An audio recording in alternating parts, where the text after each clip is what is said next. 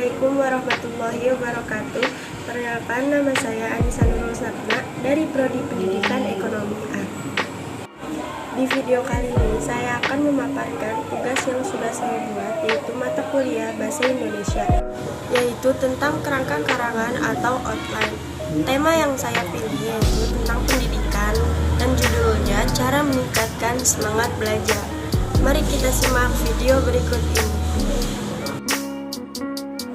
Ketiga, dampak kurang belajar. Kurangnya belajar membuat kurangnya pemahaman mata pelajaran.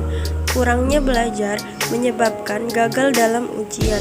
Kurangnya belajar membuat siswa berperilaku tidak seharusnya, yaitu menyontek. Yang keempat, manfaat belajar yaitu meningkatkan pemahaman dalam mata pelajaran, meningkatkan kemampuan pola berpikir, dan meningkatkan prestasi.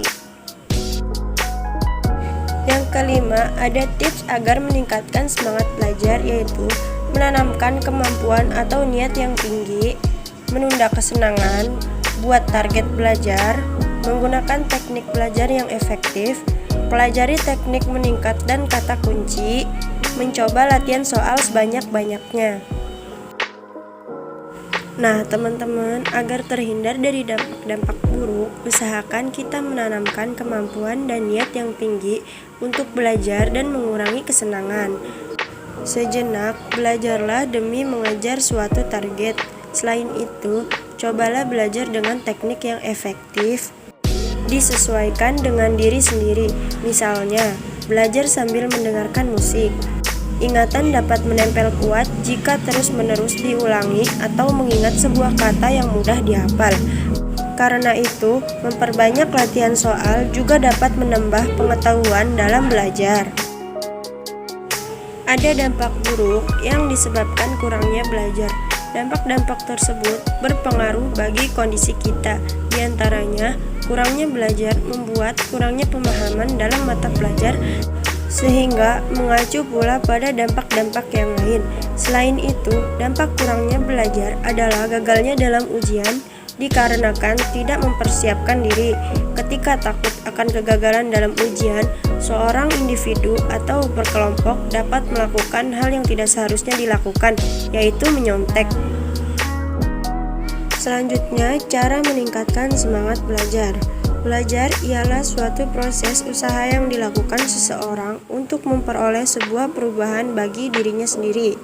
Seseorang dikatakan belajar apabila pikiran dan perasaan aktif sehingga dapat merubah perilakunya, baik berupa pengetahuan maupun keterampilan. Nah, teman-teman, agar terhindar dari dampak-dampak buruk, usahakan untuk menanamkan kemampuan dan niat yang tinggi untuk belajar dan mengurangi kesenangan. Sejenak, belajarlah demi mengejar suatu target. Selain itu, cobalah belajar dengan teknik yang efektif. Nah, teman-teman, ini tips kita agar tidak malas belajar, yaitu jangan belajar sambil rebahan.